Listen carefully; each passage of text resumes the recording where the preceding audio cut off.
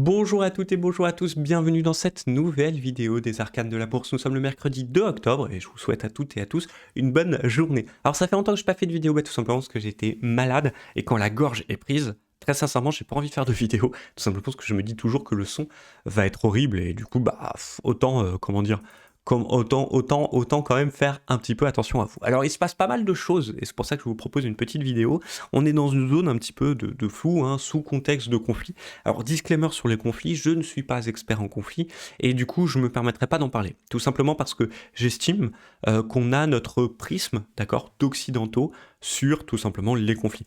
Par exemple, on parle souvent du conflit ukraino-russe, par exemple, et je trouve qu'il y a des gens qui font des parallèles un petit peu trop rapides. Alors que je tiens à préciser que la guerre n'est jamais un truc cool, n'est jamais un truc où il y a un bon et un mauvais. Pour moi, c'est un petit peu plus gris quand même, sous teinte de manipulation, etc. Du coup, on a notre prisme, je l'accepte. Je sais que je suis pas forcément expert, j'essaye de me renseigner parce que je trouve ça intéressant, mais sur les marchés, en tout cas, force de constater que des fois, ça amène, de la volatilité, d'accord? Ok, ça c'est sûr et certain, et deux, ça profite quand même à quelques marchés. Par exemple, le pétrole hier, il est passé de 68 à 72 en ligne droite. L'or aussi, il y a un effet mécanique sur l'or à l'achat. C'est des petits mécanismes à savoir, et ça, j'ai aucun souci avec ça. Par contre, je vais pas forcément vous parler de la guerre et vous débriefer ce qui est en train de se passer. En tout cas, ce changement de volatilité peut très bien être resté qu'une journée, comme c'est souvent le cas en ce moment, ou nous amener peut-être 2-3 journées de flux, ou peut-être 3 semaines. Je n'en sais rien, j'ai aucune vision là-dessus. Je vais vous partager par contre ma vision graphique. La première chose, c'est de vous dire que je me suis fait avoir. Je vous montre souvent ce graphique, vous savez, c'est-à-dire que on a des phases d'accélération, ensuite on a des phases de stabilisation, et éventuellement derrière on a des phases de correction, suivies par des phases de stabilisation qui sont toujours, et c'est ça qui est important, plus courtes que les phases de stabilisation hautes, d'accord? C'est-à-dire qu'on arrive en bas, à la limite on peut partir en V-bottom, c'est très commun, enfin on va dire que c'est beaucoup plus commun qu'un V-top, d'accord? Donc un V inversé tout simplement, très rapide, ok? Pourquoi je vous parle de ça? Parce que moi, je reconnais que je me suis fait avoir. On est ici sur le graphique du CAC en données temps hebdomadaire, d'accord? Juste pour vous montrer quelque chose. Globalement, la tendance de l'actif, ça fait partie des plus faibles, c'est pour ça que je vous le dis ça. Et la semaine dernière, j'ai commis une erreur, je le reconnais. En fait, si vous voulez, pour moi, ici, là, il y a trois petits tops qui me dessinent une belle ligne de résistance, ok? Globalement, il y a plein d'autres choses, mais c'était juste pour vous montrer là, parce qu'on pourrait un petit peu la décaler éventuellement ici, etc. D'accord? Et moi, ce que j'ai vu, c'est qu'on a cassé jeudi et vendredi, comme de par hasard, cette résistance, donc les 7730, 7740. Et je vous avais dit au-dessus, il faudrait peut-être plutôt voir haussier pour essayer d'aller récupérer tout simplement les plus hauts qui sont par ici, d'accord? Et puis tout simplement voilà se dire c'est parti quoi. On a enfin réussi, on aura peut-être quelques semaines de flux haussier, peut-être qui mettront tout le monde d'accord. Ok? Je trouve que c'est pas du tout ce qui s'est passé. Pourquoi? Parce que tout simplement je me suis fait avoir, je vous le dis, ces bougies-là, c'est des bougies hebdomadaires. Mais lundi a été le dernier jour du mois, donc en fait ils ont sauvé tout simplement la situation. Et ensuite, mardi a été hier, le premier jour du mois, donc là ils ont lâché un petit peu plus de l'Est. C'est comme ça que je le vois. Alors oui, sous fond d'annonces macroéconomiques, géopolitiques, pas terrible, mais n'empêche que on est quand même dans cette situation-là. Je me suis fait avoir parce qu'une fois que j'ai vu la clôture journalière, je me suis réveillé lundi matin, je me suis dit, et même tout le week-end, j'ai regardé les graphiques, je me suis dit, putain, quand même, elle est belle la cassure. Un petit pullback sur la zone pourrait nous faire remonter. Sauf qu'on a été en présence d'un bébé abandonné, ce qui est juste extraordinaire. Alors, il se serait fait quelques points en dessous, vers 7730, ça aurait été encore mieux. Ça n'a pas été le cas, donc ça a laissé le doute sur la journée de lundi, mais bon, on est quand même en présence d'une réintégration. Pourquoi je vous parle de ça? C'est tout simplement parce que aujourd'hui, par exemple sur le CAC, si vous êtes, peu importe votre vision, on est au milieu de rien. C'est-à-dire que soit vous êtes en haut à la vente, donc dans ce cas, félicitations, vous pouvez attendre pour aller chercher des niveaux, 7480, 7400, 7120, etc. Les zones qui sont ici, tout simplement. Ok? Voilà. Soit, du coup, vous avez l'esprit acheteur, et donc dans ces cas-là, vous attendez, en fait. Là, ça sert à rien d'essayer de chasser quelque chose, vous allez chercher des zones un petit peu plus acceptables. Donc, la première zone, c'est 7480, et ensuite 7400, 7120, vous avez compris. Pourquoi je vous dis ça? Tout simplement parce que je reconnais qu'aujourd'hui, sous fond de conflit, j'ai pas trop envie de vous donner des scénarios, comment dire, avec un ton qui vous dit il faut acheter ou il faut vendre. Moi, j'ai du mal à croire qu'après toute une semaine aussi positive, d'accord, donc vraiment positive pour le coup, parce qu'on a fait des belles mèches, on a fait quelque chose de cool, d'accord, on replonge directement après. J'ai du mal à croire, ok. À la limite, on pourrait faire un petit peu comme ça, c'est-à-dire une belle phase haussière, une petite phase de correction, et puis ensuite on reprend, à la limite. Et ça serait dommage, je trouve, pour le CAC par exemple, d'aller en dessous des 7480, parce que pour moi, ça voudrait dire qu'on est en train de taper le seuil hashtag 1 à tenir pour les acheteurs, et donc dans ce cas, toute la jambe de hausse qu'il y a eu la semaine dernière, avec des bonnes nouvelles, plus ou moins, sous fond de baisse des taux, de l'économie américaine va bien, etc., est annulée. Okay, je trouverais ça dommage. Sans compter que les Asiatiques, eux, réagissent vraiment très très fortement à la hausse. Okay, et en fait, pour moi, du coup, il y en a deux plus faibles. Le CAC 40 a plutôt favorisé la vente, je vous le dis, et le Nasdaq. Graphiquement, on a une zone hebdo à 20 600 qu'on n'a jamais touchée, on n'est même pas installé au-dessus, alors que tous les autres, DAX, SP500 et justement notre ami le Dow Jones, sont restés vraiment au-dessus de cette zone-là. On aura le temps de voir, d'accord. On a lancé une correction, donc à partir de là, maintenant, il faut trouver des zones à partir desquelles on se repositionnerait éventuellement à l'achat. Moi, je ne ferai rien avant 19 000, voire 18 400 à l'achat sur le Nasdaq, à condition, sauf à condition, qu'on arrive à me faire une bête de bougie englobante, à se stabiliser au-dessus des 20 000, d'accord, pour aller me choper la zone hebdo. C'est pas du tout ce qu'on est en train de faire, donc c'est pas du tout ce qu'on est en train de faire. Comment le négocier? Moi, je vais vous le dire, c'est un peu pareil, c'est-à-dire que même si je mets mes indicateurs, on est ici en 4 heures, on a la MACD 4 heures qui est déjà en train de se stabiliser, pour voir pendant l'Open US qu'est-ce qui se passe, etc. En journalier, par contre, on vient juste de commencer, d'accord? Donc ça voudra dire éventuellement qu'on aurait un petit flux sur quelques jours. Le problème, c'est que cette année, les flux sur quelques jours, c'est très rare quand même. Donc à voir ce que ça va donner. Moi, clairement, si je dois reprendre des ventes ou des choses ou quelque chose, ça serait aux alentours des 19 900, d'accord? Voilà.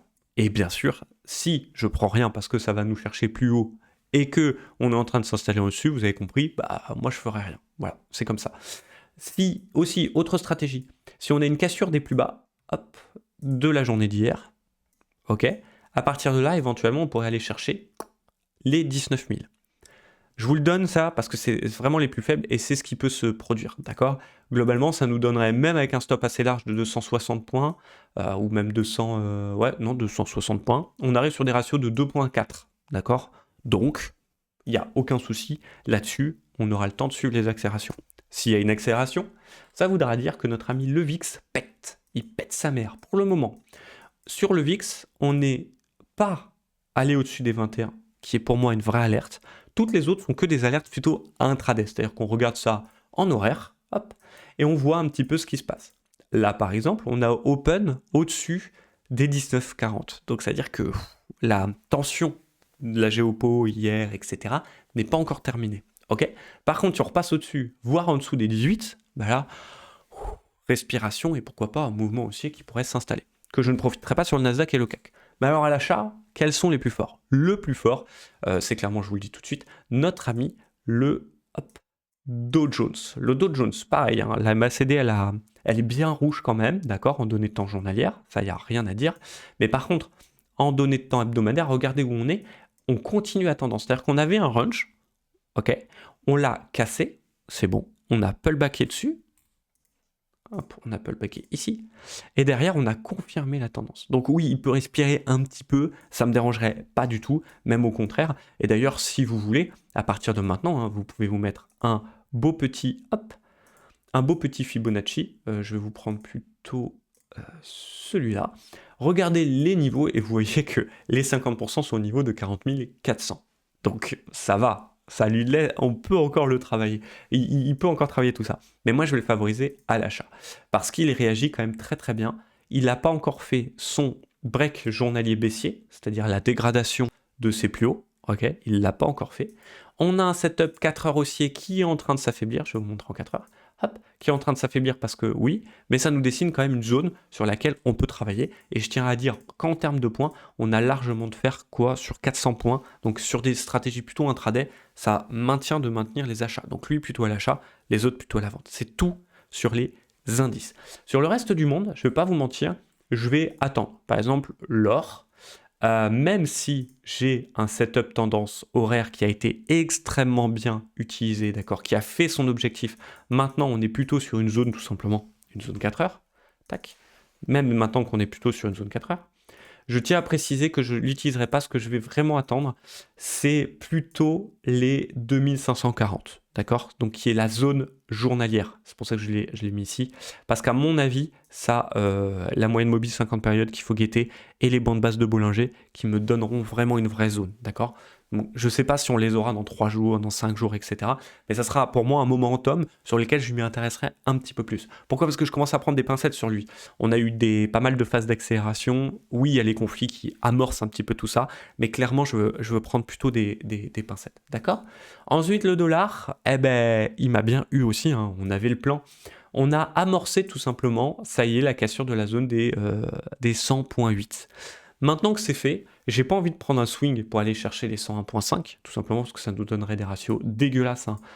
Ça nous donnerait des ratios dégueulasses, hein, on va pas se mentir, donc j'ai pas envie de le faire. La seule condition, c'est que ça m'a renforcé dans ce plan de dire qu'on est sur une zone hebdo, que ça peut rebondir, d'accord? Et que si ça rebondit, bah, ça sera sous couvert d'une annonce, etc. Le truc, c'est que je veux pas le faire n'importe où, et que pour le moment, clairement, je vais favoriser plutôt, je dis bien plutôt, des achats vers les 100, 102. D'accord? Donc je me mets une alerte et puis je regarde plus et j'en profiterai à travers l'euro USD. Voilà. Le dernier, c'est notre ami le petit Bitcoin. Petit Bitcoin, vraiment très beau. Vraiment très beau en données de temps hebdomadaire. Pour moi, on n'est pas à l'abri de retrouver les 58 000, je vous le dis, d'accord? Voire même un petit peu plus bas, 56 000. Pourquoi? Bah, tout simplement parce que hier, il y a quelqu'un qui montre un graphique et je trouve qu'il a totalement raison. C'est-à-dire que globalement, hop, je peux même vous le faire très précis pour le coup. Enfin, très précis. Allez, hop, je le fais un peu. Je le fais même un petit peu... comme ça là, pouf, voilà, on a un canal, d'accord, plus ou moins, pouf, ça serait plutôt ça. On a un canal, ok, un canal de stabilisation qui est quand même mensuel, donc qui est quand même hebdomadaire, pardon. Donc voilà, on a le temps de retravailler sur les 56 800 du Bitcoin. Et d'ici là, bah, des fois, il y a des zones et des fois, elles ne fonctionnent pas, comme ça a été le cas, comme ça a été le cas à travers ce petit fanion. On a eu un fanion, ou plus précisément à la base, on avait un canal, hein, je à dire ça, qui a été cassé par le go, qui a été retest pendant le week-end, et puis bah, lundi, pouf, cassure avec les indices, on a suivi les indices, puis cassure par le bas. Bon, ben clairement, voilà, moi je ne l'ai pas utilisé ici, d'accord? Et je suis assez content parce que finalement ça s'est bien vautré. Donc maintenant il va falloir attendre un petit peu des phases de stabilisation. Oui, il y a des zones vers les 60 000, d'accord? Personnellement, je ne sais pas si j'en profiterai sans au moins une stabilisation du VIX et une stabilisation de nos indices. Et sinon, je vais attendre des zones plus basses. J'espère que cette vidéo vous a été utile. Comme d'habitude, n'hésitez pas à liker, n'hésitez pas à commenter, n'hésitez pas à vous abonner, bien sûr, pour notre plus grand plaisir et puis pour nous remonter dans les algorithmes. Sur ce, n'oubliez pas de prendre soin de vous. Si vous ne sentez pas cette période-là, ben en fait, pas de bêtises. Vous prenez 3 jours de repos sur les écrans, vous inquiétez pas, le marché, il y aura des tonnes d'opportunités dans 3 jours, il y aura des tonnes d'opportunités dans 1 mois, dans 2 mois, dans 2 ans, dans 10 ans, d'accord? Donc pas d'inquiétude, les marchés seront là demain. Sur ce, prenez soin de vous et de votre capital, et à très vite. Allez, ciao.